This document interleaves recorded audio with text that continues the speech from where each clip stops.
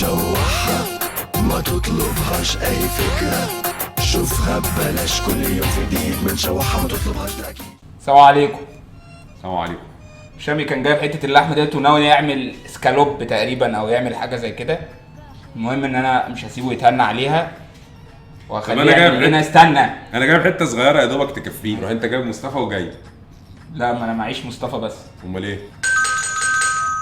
لو واحد في المليون صاحب ولا فيش غيرك في انزل بقى هات لنا قد دي 3 4 مرات كده. هتكفينا والله. طب يا جماعه انا كنت جايب حته فلانك ستيك من عند جزاره الركن النادر، الراعي الرسمي للحمه المصري هنا في ابو ظبي. هنا فين؟ في ابو ظبي. طب يا اخي انا كنت هجرب فيها، انا جايبها على بعضيها عشان اجرب. طب ما احنا نجرب مع بعضينا. طيب دي حته ستيك، فلانك ستيك عاديه اللي هي بيطلع منها ستيك او بوفتيك، ماشي؟ هنقطعها كده اهو. هنعملها ايه يا شاي معلش؟ بيكاتا بالمشروم. طب لو سمحت قطعها اعرض من كده، بطل بخ. لا ما هو احنا كتير، ما لو قطعتها اعرض من كده مش هتكفي. هي عموما دي قطعيه كويسه ليها يعني، بص دي قطعيه كويسه. بتمنى في ليل هواك اطير حر في سماك، بتمنى في ليل هواك. طبعا انا لو كنت قلت لك تقطع انت اللحمه كنت هتقطعها كده. بص اللحمه بتتقطع عكس اتجاه النسيج، عشان عكس اتجاه النسيج بتاع اللحمه.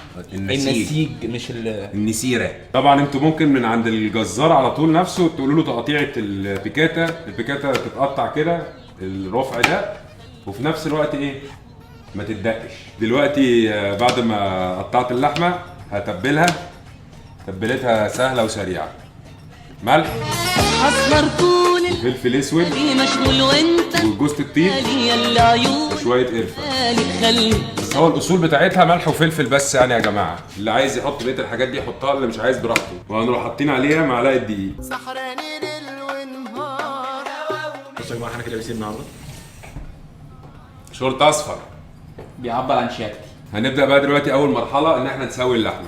قايد في قلب النار. هنروح نازلين باللحمه على طول ايه تاخد لون. دنيا ولا ثانية ما اقدرش اغيب عنها.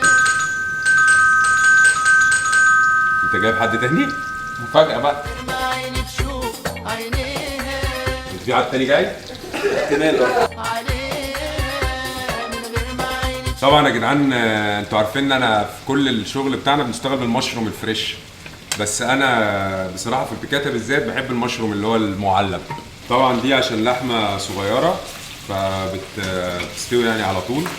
هي مش هتستوي طول كل السوا لان هي لسه هتقعد في الكريمه شويه تكمل سواها، فهي بس اتلونت كده هنرفعها بقى ونكمل بقيه اللحمه. معرفش شبكني ولا رماني. كده احنا خلاص خلصنا اللحمه، وفي نفس مكان اللحمه شوفوا فيه زبده اهو، لو عايزين تزودوا زياده تزودوا، زيت زياده تزودوا. هننزل بالبصل. وانا قلبي يعمل حنفي النهارده يا جماعه هو اللي هيعمل لنا الرز ان شاء الله. اكل الناس اللي انت عازمهم، يلا اعمل الرز. هاكلكوا رز. بتعرف الرز بتعمل ازاي؟ لا جوجل. هننزل المشروم بقى يا جماعه.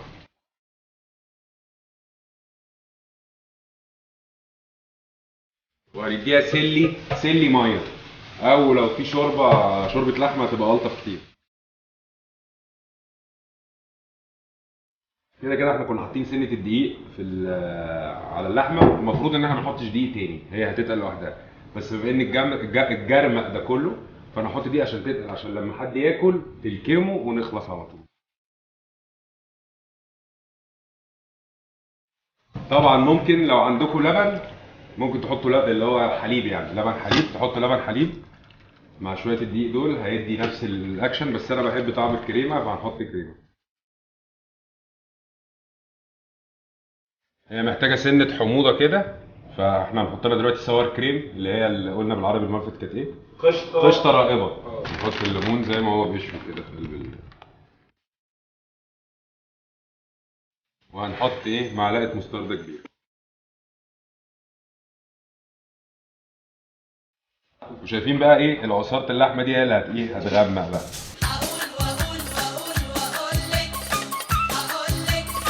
هقولك بدي الحنين. انت عملت ايه؟ حطيت الرز في الحل. حطيت رز في الحله كده، مش لازم نحط الزيت الاول ويسخن وبعد كده احمر الرز وكده. لا هو بتحط رز تحط عدد الكوبايات ميه وبعد كده تحط حته زبده في الاخر. انت عارف يعني. اه طب اتفضل. هو انت لسه في حد تاني جاي؟ حسام صاحبي يا جماعه. وسام صاحبك، اتفضل يا باشا، نور الدنيا كلها.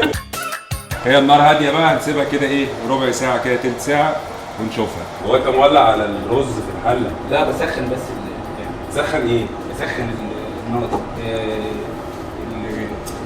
بتاعي. يا ابني لازم نحط زيت الاول او سمنه او اي حاجه. انا هحط سمنه. ايوه انت دلوقتي بتعمل ايه؟ انت بتكسر الرز. لا بحاول اوزعه عشان حله كبيره على الرز. يعني انت هتحط السمنه امتى؟ هقول لك انا حط بس. انت فاهم انت بتعمل ايه؟ اه طبعا. انت متاكد انت بتعمل ايه؟ هو عارف ليه الميه بيضه؟ مش قلت لك اغسل الرز انت لما غسلتوش؟ انت مش غسلته؟ انا ماليش دعوه بالرز. خلينا في البيكاتا. لا بقى كل بزعص. لا مش عارف والله ما انا. اتفضل، ده انتوا منورينا النهارده والله يا جماعه. اتفضل. بص بقى حته زبده. اتفضل. شويه ملح كده يا جماعه البيكاتا خلاص خلصت. انا هقفل عليها سيبها على جنب. والله رز اهو. هو مين بيعمل الرز؟ معلش يا جماعه كان في بس مشكله صغيره في الرز بس الحمد لله ربنا قدرنا ونحلها. طب دلوقتي بعد ما حسام لحق حنفي المفروض ان الرز مش عايز ابص عليه، انا هاكل على طول. لا ما تقلقش. خلوا الخضره يا جدعان اخر حاجه عشان ما تتبلش جوه في النار. عملنا اللي علينا والباقي على الله. نحبنا ونخلص ادينا ولا قصرنا معاه. عملنا اللي علينا والباقي. والله انتم منورينا يا جماعه. مبروك والله يا هشام. والله منورينا جميعا يعني. نشوف بقى الرز اللي حنفي عم. اتفضل يا استاذ حنفي نشوف بقى الرز. ده شارك فيه حنفي وحسام الاثنين. انا ماليش دعوه. ماليش دعوه انا حاولت بس هو انتوا ونصيبكم بقى. الاسبوع الجاي ان شاء الله هنعمل لكم معجن كفته داوود باشا. ها تقولوا لي بقى الاسبوع الجاي ايه؟ الاسبوع الجاي هنعمل لكم كفته داوود باشا ونعوض لكم بقى الرز ده طلع بيعرف يطبخ هشام. اللي حنفي عمله. بس حنفي مالكش دعوه لو سمحت بالرز الاسبوع الجاي. طب دوق بس بقى. دوق ايه؟ انا عم دوق قبل ما تتكلم. انا عارف. انا قبل ما ادوق هو بصوا هو نايم. يعني هو نايم. ندوق بقى بسم الله الرحمن الرحيم. والله انتم منورينا يا جماعه. وانت ليه بتحط للناس انت بتاكل بايه؟ دي مغرفه ولا هنغرف بيها البيكاتا؟ خش يا عم اسامه. طب انا عايزكم بقى تدوقوا البيكاتا بقى. سيبكم من الرز يا جدعان. هي غلطه بقى. بتاع ايوه عشان اخد البيكاتا دي شكلها دوق بقى وقول لنا يا جدعان لو عجبكم الفيديو ارجوكم تعملوا سبسكرايب على اليوتيوب والشير على الفيديو والشير على وفعلوا الجرس يا جدعان عشان يوصل لكم كل جديد. ولو بتتفرجوا من على الفيسبوك اتفضل يا حنفي بقى. مش عاجبك الرز؟ ولو عجبك الفيديو على الفيسبوك وانت بتتفرج اعمل شير للفيديو ولايك للفيديو. طب يا جدعان البيكاتا ايه وضعها؟ حلو. انا لسه ما دوقتش. بجد على فكره هو حسام اللي هيقول بقى. رايقه قوي. بجد والله. واللحمه بص مش ويل دان ميديوم ويل ف الحمد لله يا جماعه. تسلم ايدك يا وسنة العشرة اللي انت حاطه قدام الدنيا. استنونا يا جدعان الاسبوع الجاي ان شاء الله مع حسام هيعمل لنا كفته داوود باشا. ان شاء الله اكيد هتبقى الطف من اللي احنا عاملينه النهارده ده. الرز يعني بس ما بنتكلمش على البيكاتا. السلام عليكم. شوحها ما تطلبهاش اي فكرة شوفها ببلاش كل يوم في جديد من شوحها ما تطلبهاش ده اكيد. شوحها هيحلى